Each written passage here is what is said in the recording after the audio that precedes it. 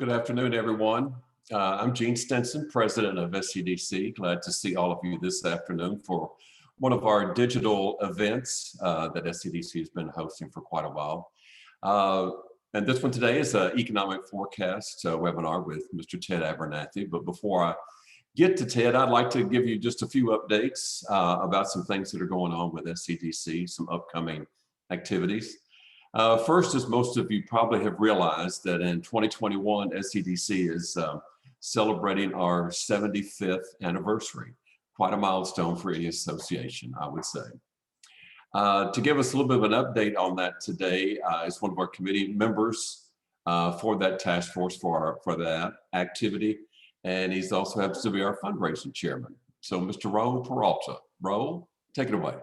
Thank you, Gene, and good afternoon all. Welcome to what I hope is spring in your area. I'm Raul Peralta, proud previous chairman of SCDC, and I did want to talk to you briefly before Mr. Abernathy delivers his intelligence upon us. I want to talk to you about our 75th year anniversary, which culminates in our gathering in Tampa, Florida in mid-August. As part of that, and as you know, every year, the local planning committee puts together several unique things that are an attraction to the conference in addition to the topics. This year is no different. As part of the 75th year anniversary celebration, we will have a booklet that will be written and put together by a professional firm and will record the history of SCDC as we're willing to tell it. In addition to that, there'll be some recognition for some of our past leaders. We will integrate the celebration into the conference itself and also offer a special gift for those who attend. Now, all of these things cost money. And as part of our presentation or my presentation to you today, I want to point out that there are several opportunities for firms to sponsor the 75th year celebration. And there is a brochure that is now on the website that will describe the different levels of sponsorships that are available. I'm sure I've reached out to you at one time or another in the last month or so, but please do visit our website. Please look at that brochure and please consider sponsoring the 75th year anniversary celebration, as well as the conference itself. There are several opportunities to get your name recognized as part of the sponsorships. So please consider it. Thank you, Gene. Thank you, Raul.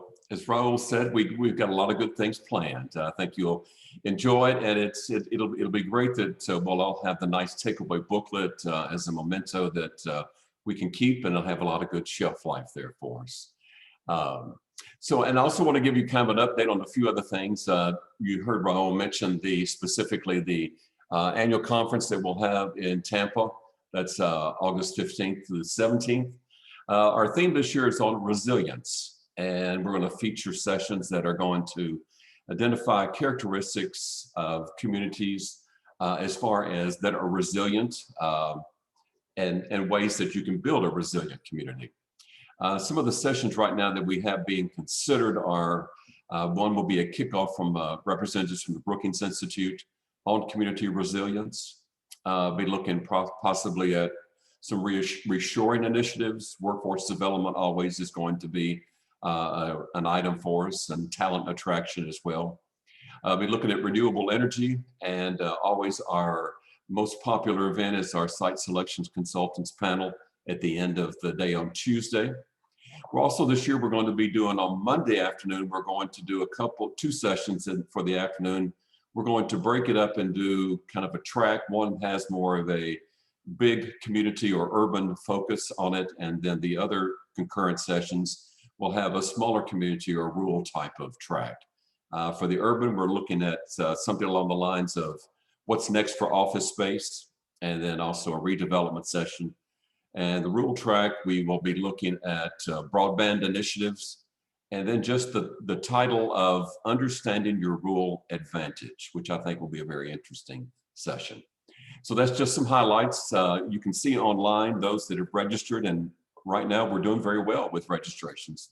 That and then also for the hotel itself. A couple of other quick announcements. Our education committee is busy with some rolling out of some more webinars. Look within the next week about announcing some upcoming seminars or webinars that we'll be doing between now and the annual conference in August. And then finally, our other face-to-face event that we have is our Meet the Consultants event.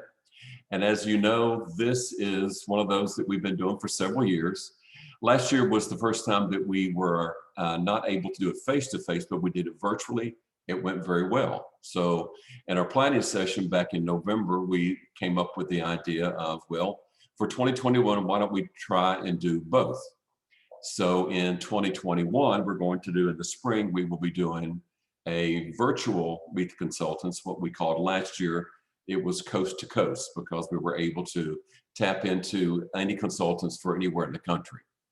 And that's going to be the latter part of May. And then right now we're looking at November 15th through the 17th in Atlanta, up in the Buckhead area of Atlanta, for our face-to-face event that we'll have there and feature folks from the Atlanta market to be on panels. Moving on, getting ready to introduce Ted here at the bottom. Probably most of you are familiar with Zoom and the functionality of it, but down at the bottom, if you just scroll over the bottom of the screen, if you have a question, just type that in. I will be monitoring that, and as questions come up, and if it's appropriate, I can get Ted's attention, then I'll pose that question to him to get a response for you. And one final note, we are recording this, so if you would like to go back and review any of the information that's presented, you can see it on our YouTube channel. All right, now I'm going to introduce Ted. Everybody knows Ted, no big surprise. Ted's been a big player in Southern economic development, certainly a big supporter of SCDC over the years. But Ted has 38 years plus of experience in directing local and regional economic development and workforce development programs, and later served as CEO of a leading economic policy think tank. That particular organization that he has right now established is called Economic Leadership LLC. And I like it how he calls it a small group of data and policy nerds. And that probably does summarize the group, I bet, Ted. But they currently work with a diverse group of public and private sector clients. Over the past 6 years, Ted and that team have worked on close to 100 projects. And I kind of summarized it, Ted, into saying that you identify strategic action agendas to help clients reimagine the future. Ted received his BS degree from University of North Carolina, Chapel Hill, and he has a bachelor's from Johns Hopkins University. Like a lot of us, he's an EDI graduate and is also an Eisenhower Fellow for Global Economics.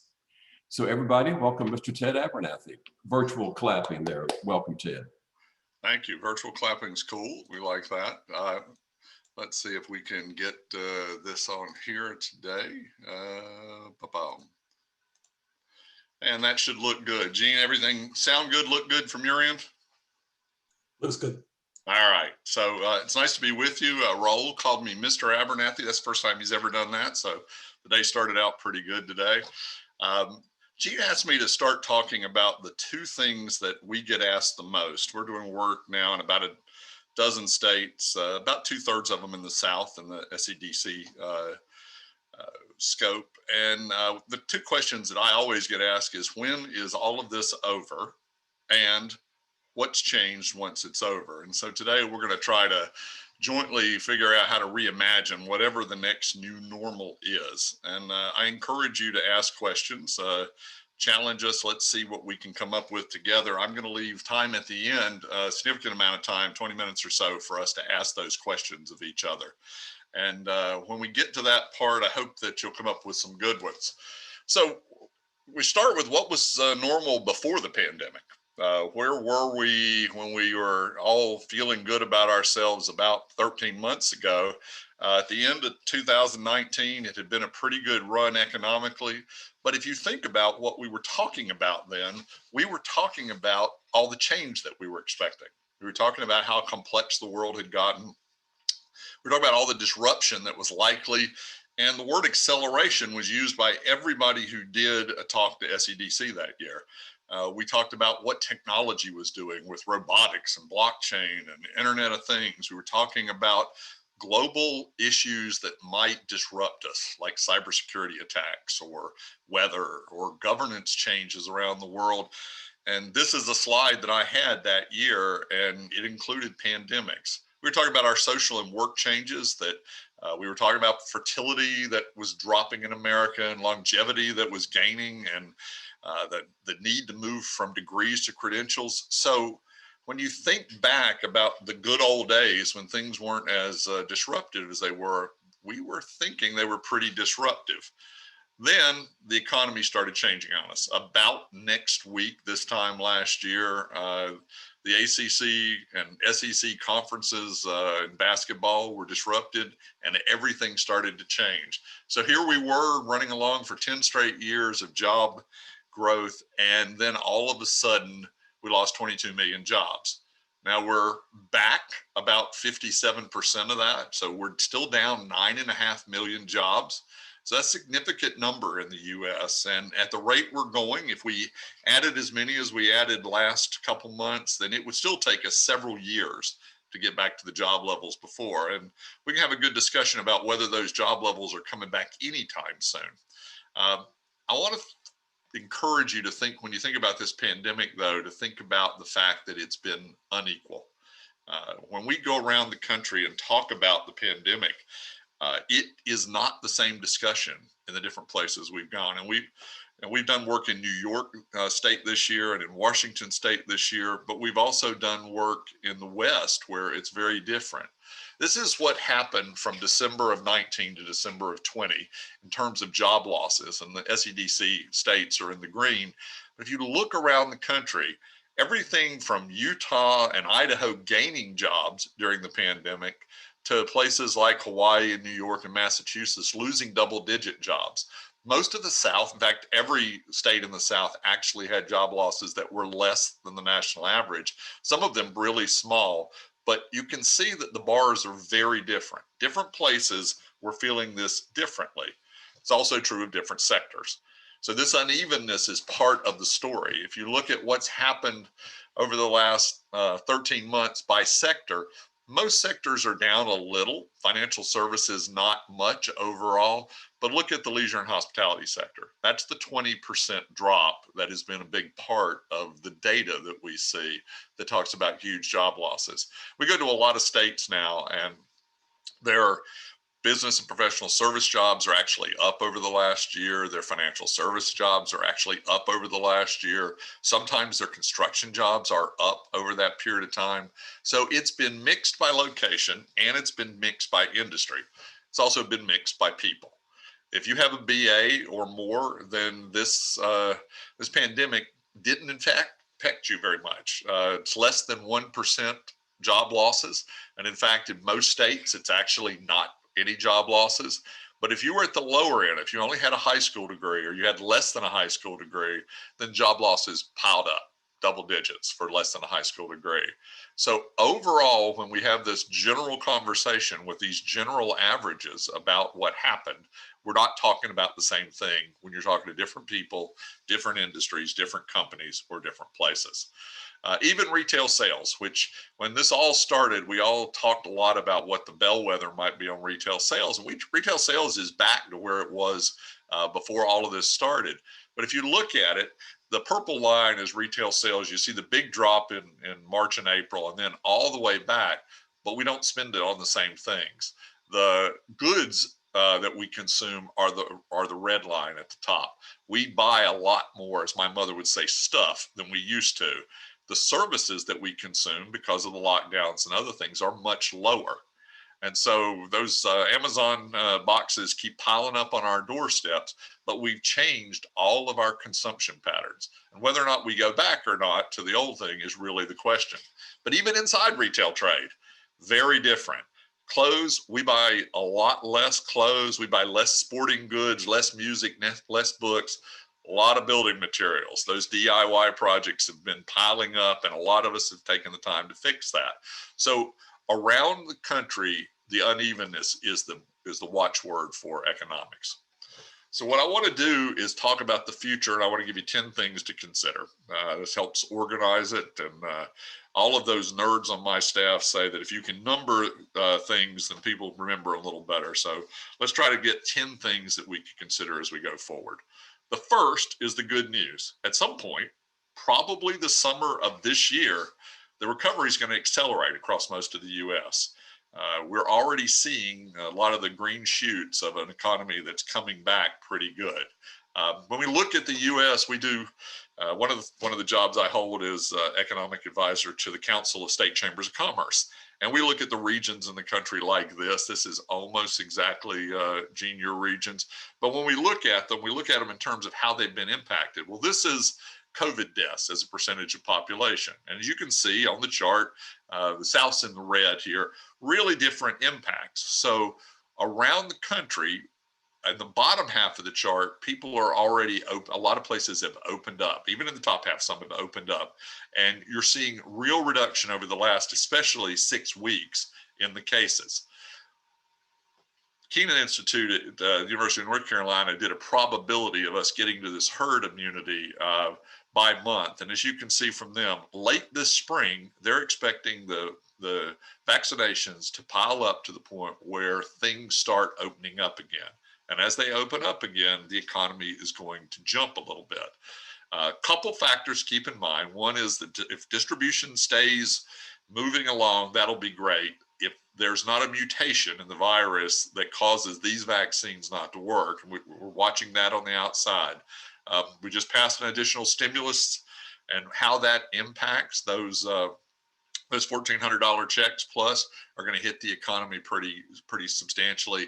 And then how consumers in business get their confidence. And the reason that confidence matters is this chart. Personal savings rates have gone up dramatically. In fact, Americans have saved almost $1.5 trillion more than they normally would have saved. Now think about that for a minute. We've got $1.5 trillion sitting on the sidelines, waiting for a chance to spend it. And that's going to be huge as we go forward. If you look around the world, it's about $3 trillion, but the U.S. has the most excess savings compared to their GDP. But lots of countries have held on to money as we've gone through. People get scared, they hold on to money. We're running more than double the savings rates that we were before this. And so a lot of people have money sitting there. The expectation is that when their confidence comes back, they feel like they've seen the end of this, then they're going to spend it. Business has also been hoarding money. And when we started all of this, business risk was the question. Business hates risk. And when they get in a risky situation, they don't invest as much. So we had a global pandemic combined with a global recession, combined with the U.S. having a national political season, presidential season, which always caused businesses to hold back. And then last summer, we had the civil unrest. So those things created a sense of uncertainty, and businesses held on to their money. So as those things go, as the pandemic comes down, the global recession eases, the politics gets back to some semblance of normal. And unless civil unrest accelerates some, then business risk will be reduced. And you can expect that there's going to be more spending on the business side. In fact, we're already seeing it, both in terms of fixed investment. The last 2 quarters have been a big up for non-residential, for commercial use, and in terms of equipment. So the reason the first quarter is really high is it's a measurement off the last quarter that was down. But those are still positive growth numbers. They're bigger than they have been recently. So I expect that both the personal spending and the business spending to drive a pretty strong recovery beginning this summer, unless something happens. Second, a lot of the things that we have been experiencing for the last year as temporary, they're here to stay. So if you start thinking about remoteness, remote purchasing, remote telehealth, even this, I mean, as much as we all want to be back together, Gene mentioned it in the intro that being able to have those consultants from the West Coast was a nice thing. Well, people figured out how to use this system, and I don't think we're ever going back to all being there. And I personally, I know there are people on the phone who do this, on the computer do this all the time. There's a lot of Friday afternoons sitting in Atlanta trying to change planes where I wish I was doing what now is a Zoom call. We had Skype a year ago. We just didn't think this was worth this. So now it's going to be worth it. E-commerce, we gained about 5 years and 5 months. Surely everybody will think they'll go back out and shop a little, but we got used to buying on e-commerce. We're going to buy more as we go forward. The remote work one is the one that probably impacts our lives as economic developers the most. About 3/4 of the people that have been remote working say they like it. More than half of the companies say they like it too. It's not everybody. Only about 40% of people can work remotely. That's the World Economic Forum study. They looked at 800 occupations.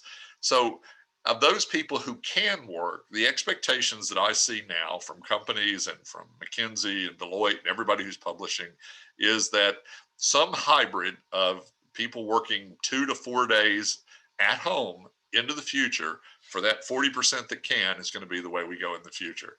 So what does that mean for office space? But more importantly, if some percentage of that 40% that's working in your downtowns isn't there anymore, even if it's, even if you have a 20% reduction of downtown office users, that's 20% of the restaurants that are going to be in trouble. That's 20% of the parking garages that have different amounts of money coming in. The retail goes down, the gas stations in the downtown. This changes a lot. And so watching what's going to happen to remote is going to be important to us figuring out what's going to happen with our urban fabric going forward. The death of distance is a term that someone started using in 1996, that all of a sudden you could live anywhere or you could do work anywhere. Well, now we can exercise anywhere, we can stream, we can bank. The real question is, if as jobs get more and more technological, where are we going to live? And we'll talk about that a little bit more, but the cord's been cut and we can now live pretty much anywhere. The third one is another one that Gene mentioned already, which is workforce. And I go back 40 years working on workforce, and I'll talk about that in a few minutes, but workforce challenges don't get better, they get worse as we go forward. The annual change in the US population continues to drop. We have fewer and fewer children. The last few years have had the lowest fertility rates that we've seen, and everybody expects that last year it'll get even lower. I love this chart that was created from the Federal Reserve in St. Louis. The total number of people in our labor force, the 100% of the gain has been over the last 20 years, people 60 or older. So I hate that because I fit that model, but we're working a little longer. We're living longer and working longer, but we're not producing more people of working age. And that's going to cause all of our businesses to be under stress, to tighten up. Got worse during the pandemic because the labor force started shedding people. We're 4 million people fewer working in February of this year than were working when this started. That's not the unemployed people. That's people who dropped out of the market. Most of those are women. And maybe when people go back to school, maybe when kids get back in school, it'll get better. But at least for the short term, we've lost almost all the labor market gains we've had in the last decade. Population growth in the last 5 years, some places growing fast, the above 5% of the dark green here, and some of our southern states are in there, but other ones of the states and people are on the phone are even losing population or growing more slowly. We know that this is going to be an issue as we go forward, because this is the working age population projections going forward. For 25 to 64-year-olds, most of the country is going to see a contraction. And the ones that are green aren't because they're having more children. It's because that's where people are moving. And so those attraction and being able to attract new workers is going to be key as we go forward. That labor force participation rate continues to go down. As I said, people dropped out of the labor force, but here's the participation rate as it went down. And the bad news also is that it's everywhere. It's not just people with less than a high school degree. Every educational attainment level saw the education labor force participation rate drop over the last year. So people are hemorrhaging out of the workforce across the whole spectrum. We're going to need more and better skills. Y'all hear that every time you talk to an employer. Right now, the estimates that we're seeing is that as much as 40% of the workers in our labor market today need reskilling. Think about that for a minute. 40% of the people that are currently working need to have their skills redone. And as we think about that going forward, many of us work in manufacturing a lot. The manufacturing Right now, it's 77% of manufacturers are having trouble finding production workers, another half almost maintenance and repair. Um, Skill sets and workforce availability is going to be the issue for economic developers as we go forward, and there's really no way around it. And the answers are hard, and y'all all know that. Fourth thing is what's happening to your real estate markets. You know that they're changing because of everything else that's happening. When we look at delinquency rates right now, lodging and retail are the ones that are under the most pressure. Certainly lodging will come back some, but if business travel doesn't come back all the way, then you're going to have lodging closures that are going to happen. And retail, we're wait and see what happens with e-commerce, but it's still going to be an issue. On the other side, multifamily has held on well. People didn't move out of those multifamily units except in the core urban areas, and they're already starting to move back. The office rates have held steady at only 2% delinquency. That's been steady throughout most of the last year. And even though we're going to see fewer people in the office, we're probably going to spread those offices out. So a lot of people think it might hold on. And then everybody, if there's people on this webinar who have industrial space and lots of it vacant, you should call the site selectors now, because finding industrial space, good warehouse space, good manufacturing space is harder and harder. That space is in heavy demand these days.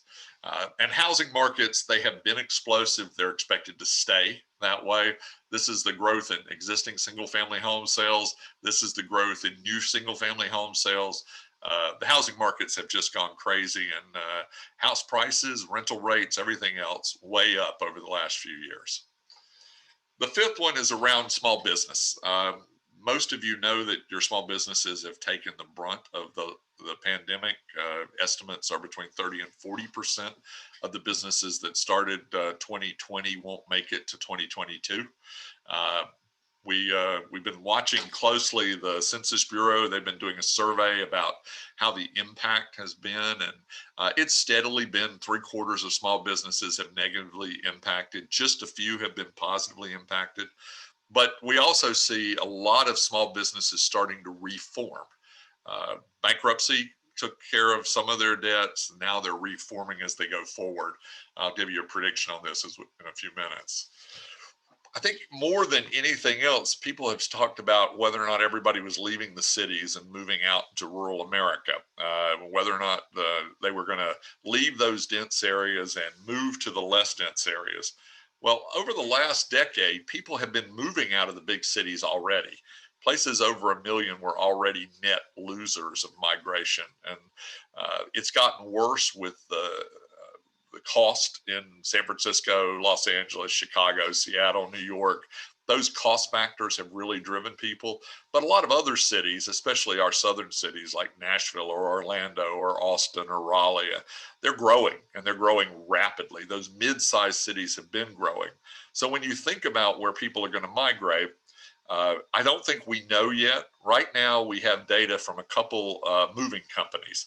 We don't have any census data yet. We don't have any data from the IRS, which publishes every year where everybody moved.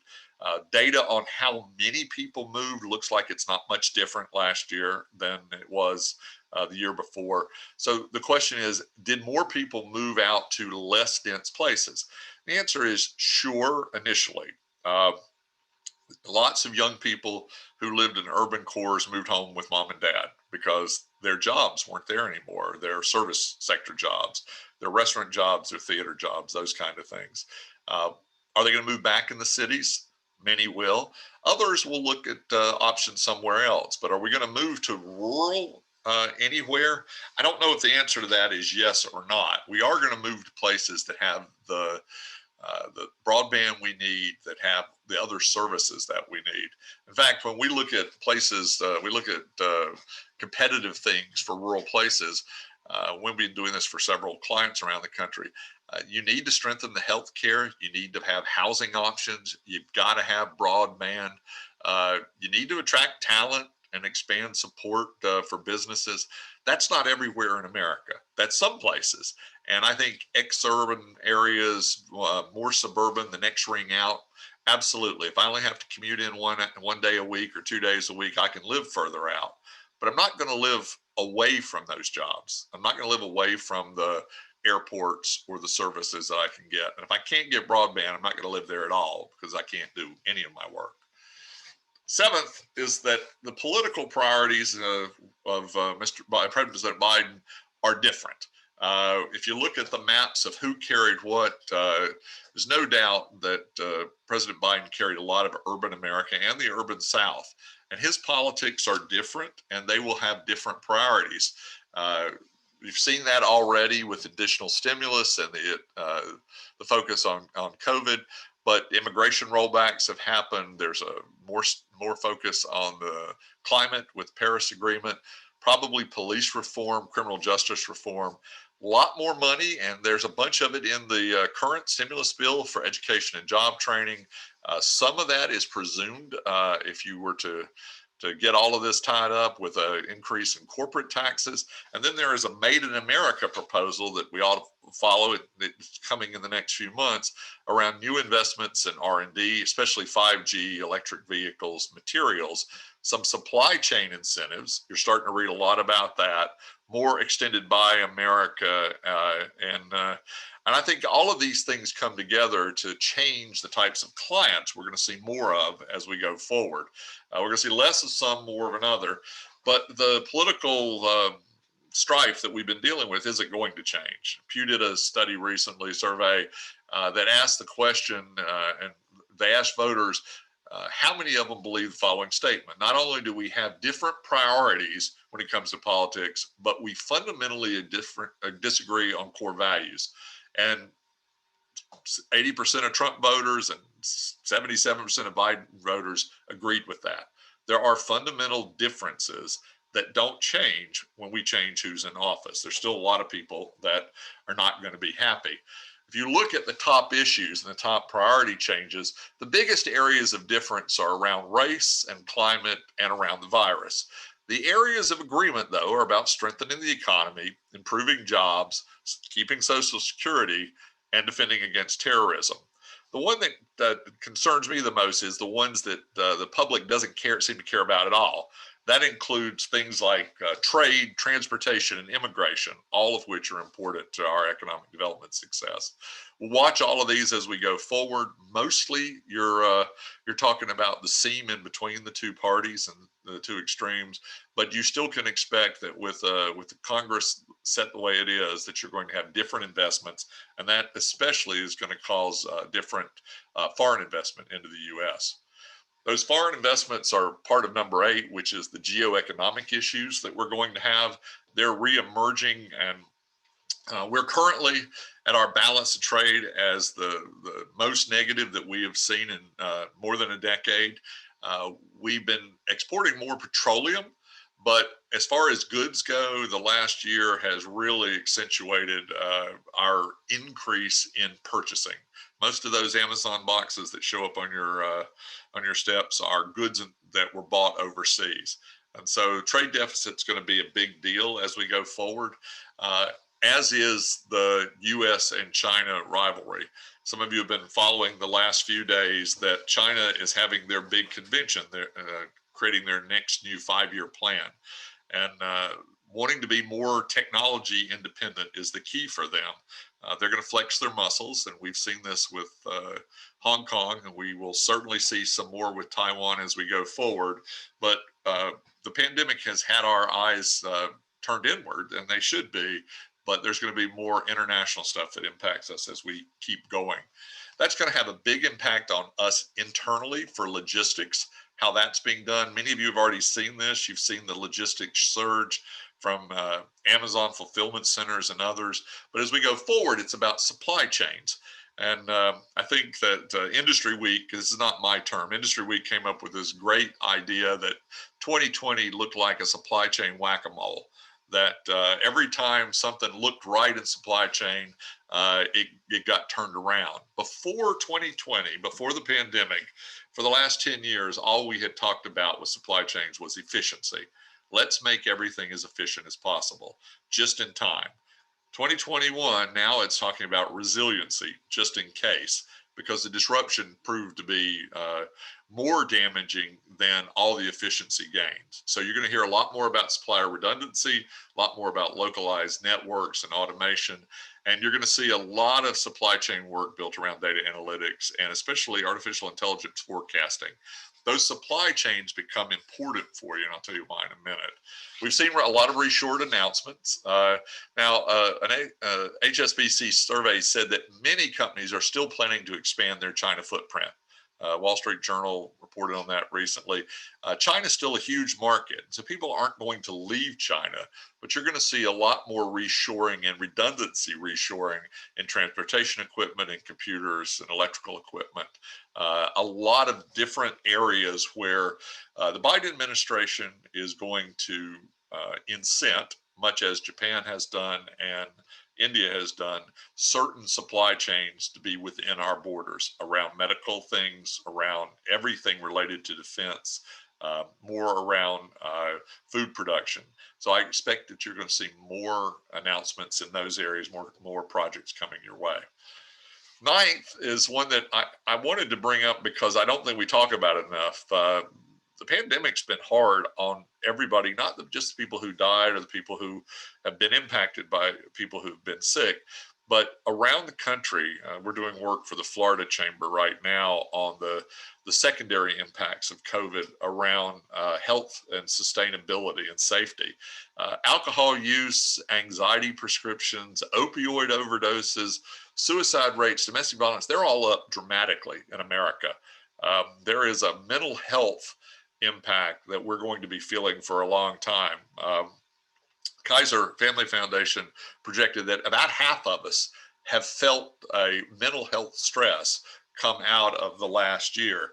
And why that matters, I mean, you know why it matters internally, dealing with elderly parents or teenagers who are trapped at home away from their friends or away from their school. Those all created issues for you individually.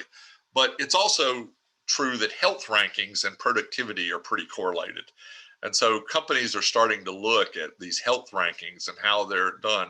The South doesn't do near as well in the health rankings, and you know that for diet and all sorts of other reasons.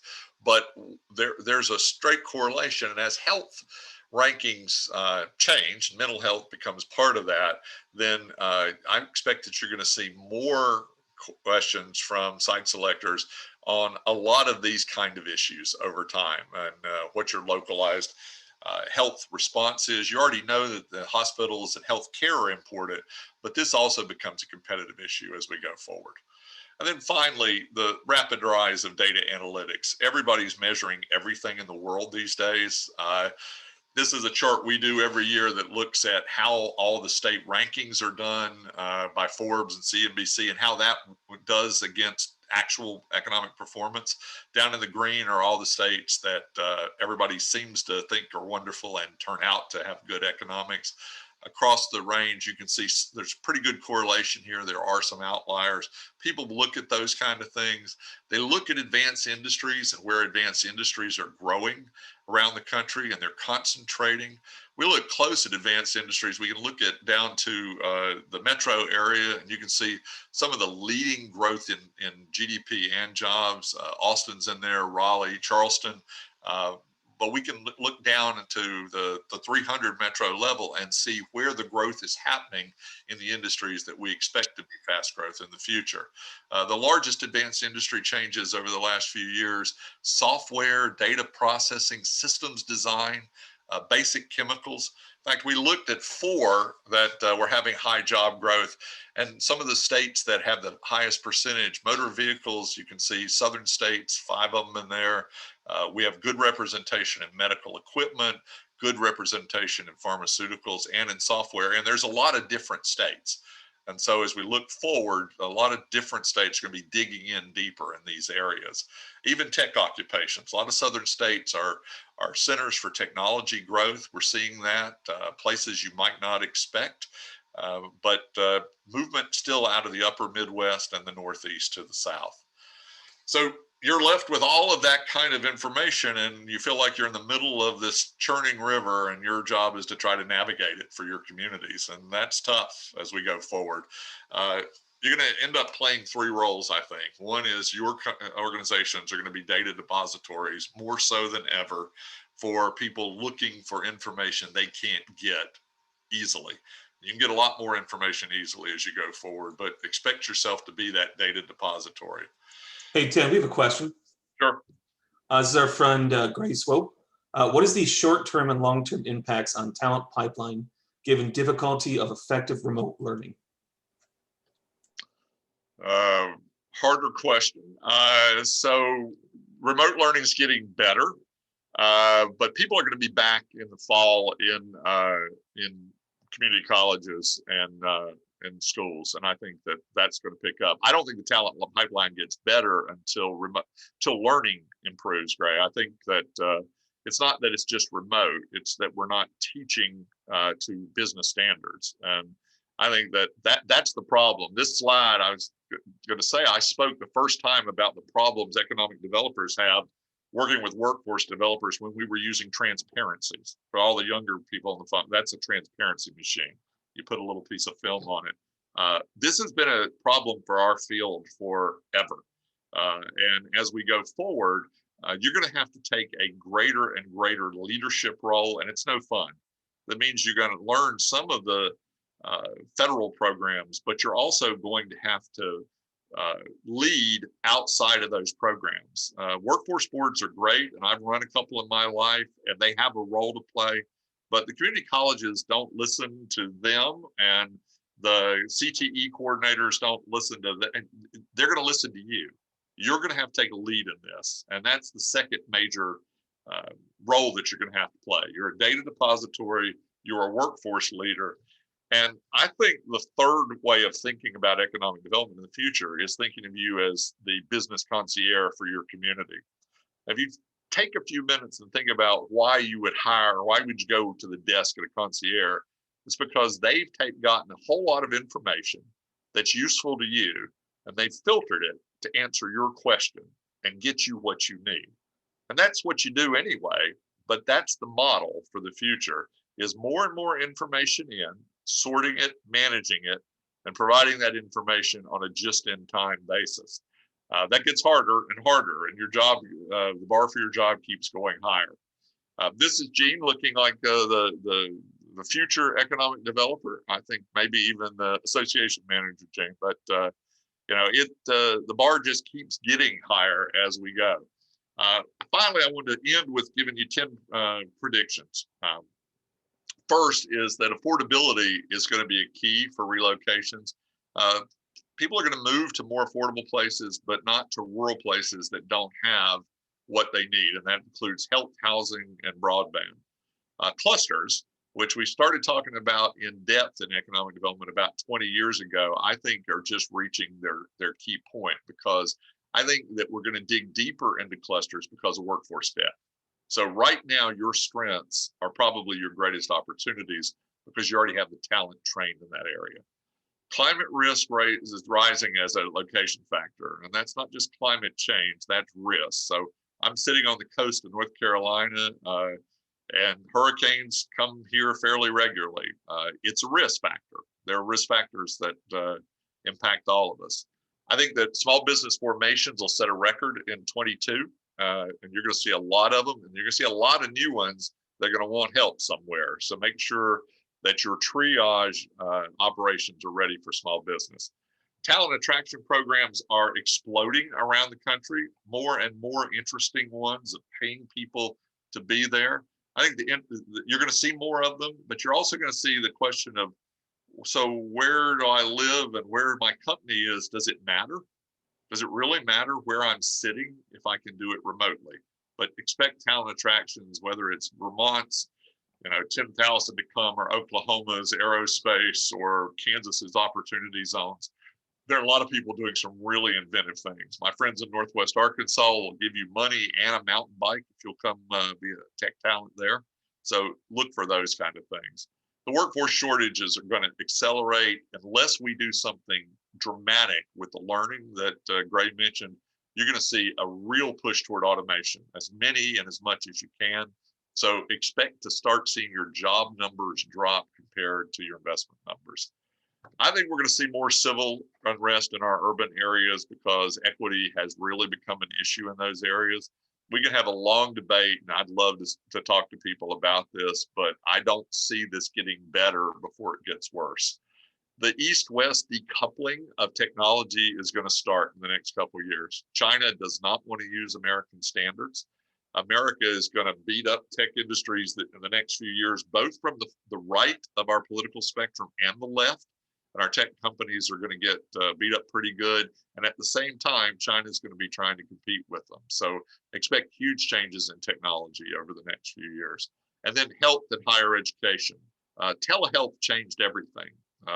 Reason telehealth wasn't happening is because insurance companies weren't paying for it. Now they do. They've realized that it'll save them money. Telehealth is going to be huge. Higher education is going to be culled. You're going to see a big change in which higher education institutions are able to stay in business. And then finally, I think that the biggest change in economic development is going to be our focus on supply chains.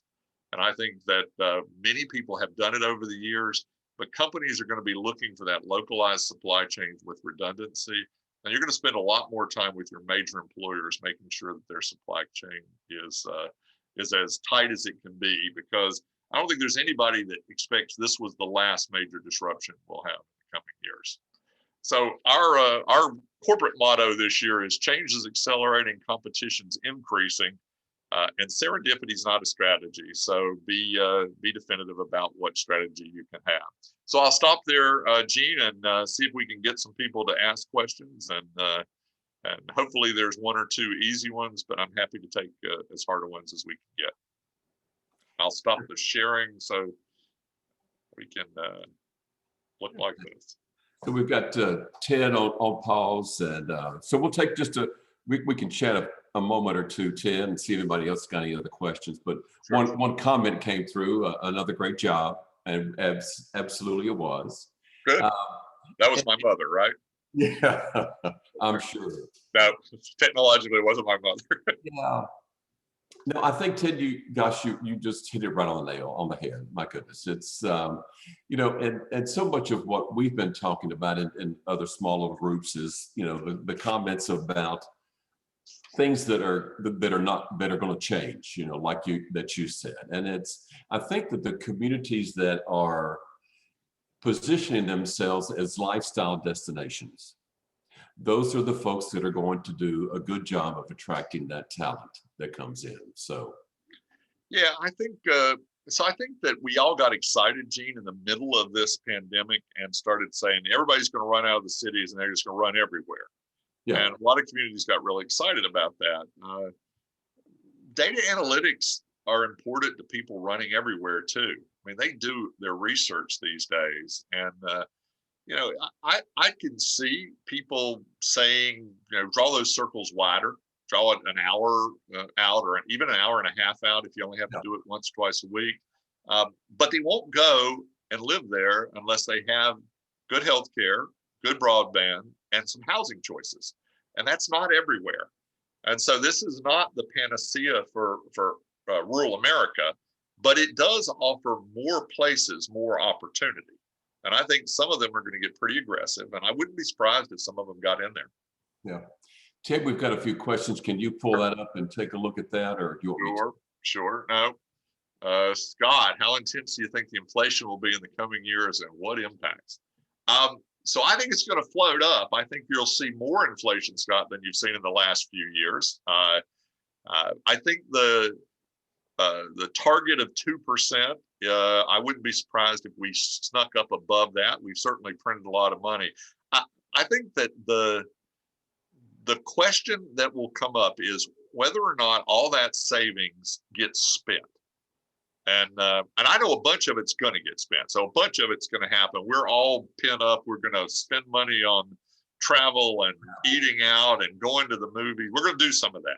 But I also think that after the 2007-8 recession, savings rates went from about 4% to about 7.5%.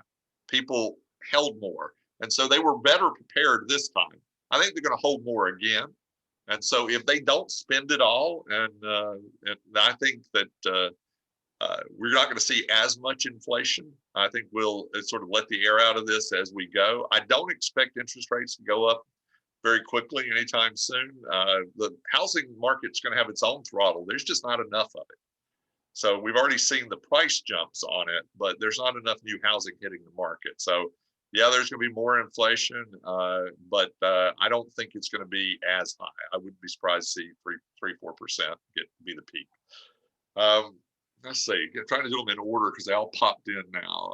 Let me get Let's one. see. Will, can we find data to counter the narrative that automation's killing jobs? Yeah, Will, there's good data that that new jobs are created through automation, but they're not the same jobs. And so what it does is it creates this narrative that you're going to have to do more retraining. The good news is that almost always automation causes jobs that are higher wages, but we're going to need more technological skills. The hard part is that the bar keeps going up. And so in our high schools and in our colleges, we have to demand more, maybe in our elementary schools, because businesses expect more. And whether or not businesses get more involved in their own training, I think is something to watch. Let's see. Timothy, will there be a return to the retail brick and mortar? We see an increase in smaller, less inventory driven. Yeah, I think you're right there that retail is once again changed. I'm old enough to remember when it all went to the mall off Main Street. My hometown of Gastonia, North Carolina, mauled its downtown and then unmauled its downtown. And then, I mean, retail is in constant change. And it's going to be, again, I don't think inventory, if you live in Raleigh now, I mean, you can get 2-hour delivery of Amazon to almost anything to your door. Well, you could go to the store and that'll be on your doorstep before you get home. So I think that's going to end up there. But I do think people still shop.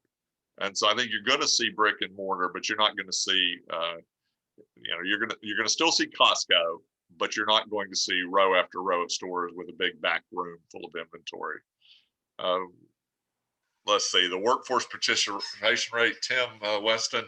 The short answer is no. There are countries that are doing better than we are, but they tend to be family friendly kind of things. There are places that are doing a better job bringing non-traditional groups in. So Missouri's doing a good job bringing ex-prison inmates into the labor force. There are states that are doing really good jobs of attracting and retaining exiting military. There are places that are doing a good job with immigrants. There are places doing good jobs with women in non-traditional, but they're all different. And so we've done some best practices for some state workforce plans, and somebody emails me, I'll be happy to share them, but they're not state level usually, they're local level. So Gene, help me with what you think was next here. Let's see, Curtis, have I seen any signs that the pandemic has infected the culture of consumerism? Goods consumption's up, so no, but maybe we're not consuming experiences, high-end experiences as much. I think one of the bellwethers to watch is consumption at food and drink establishments. See if that going out back on the town. I'm sure the first month or two we're all going to do it because I want to sit at a bar and drink a Manhattan as much as anybody. But I think we have learned to do more at home. So I think that is there. I don't think that consumerism has changed much, but maybe values. I've heard quite a few people talk about the idea that maybe we got a little more patient, a little more tolerance, got ourselves a little more grace in all of this. I hope it's true. You don't see it in the media yet, but you do see it when you talk to people. What impact do I think current recovery package will have on poverty?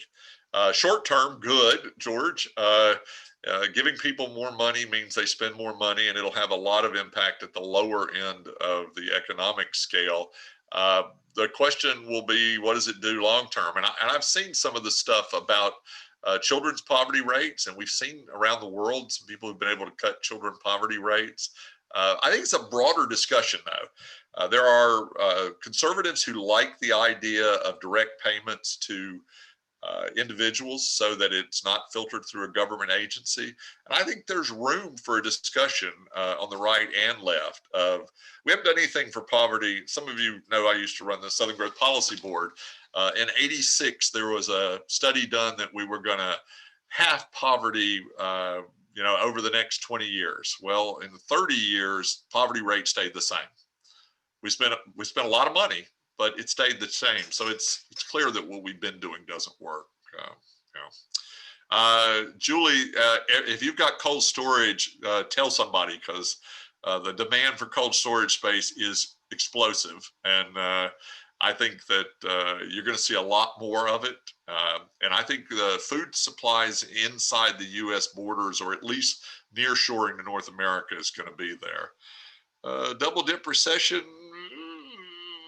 not unless there's I don't think there's a double dip recession unless there's a pandemic that comes back in a different area. Yeah, William, you're absolutely right. We will have greater inflation. We haven't said the word deficit yet. We ought to. It's funny. We thought when I spoke to groups in 2019, I said the federal deficit had reached the point where it was going to stop us from investing in critical infrastructure and other things. I didn't know anybody was going to, hand out $3 or $4 trillion on the federal deficit and just run it up. So it's certainly going to have an impact. And I do think there'll be greater inflation. I think that we're going to let the inflation air out slower. And so it's going to go higher, but it's going to go higher over a longer period of time and not go real high. Let's see. Addiction issues in workforce. Yeah.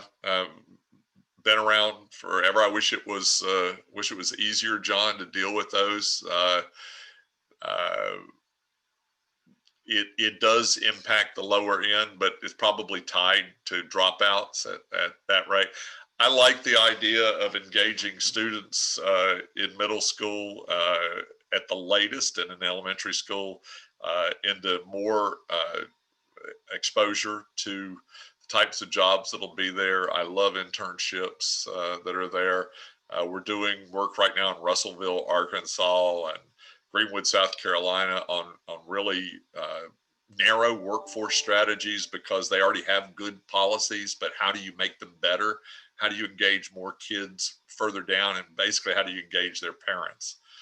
And then, yeah, the entertainment industry. So Timothy, the entertainment industry has been transformed. You're going to see fewer theaters, certainly. You're going to see, in the short run, fewer concerts and other things. But I think that we haven't stopped consuming entertainment. We just consume it differently. I would worry if I owned a movie theater. I would like owning my Netflix stock. So I think that the change is there. Did I get them all? I'm not sure, Gene. I think you got them all, Tim. And right. That's right at an hour. I mean, that's some good timing. Well, if there's any additional questions, send them to Gene. He'll forward them on, or I'm at ted@econleadership.com, and just drop me a note and I'll try to answer them. And there was one question or comment earlier that, yes, we have been recording the session, so the presentation will be online and it'll be on our YouTube channel. And Matthew will send something out about that. So with that being said, we will let everyone finish up their afternoon. And thanks again for attending. Be on the lookout for more webinars coming up. Thanks, everybody. Thanks.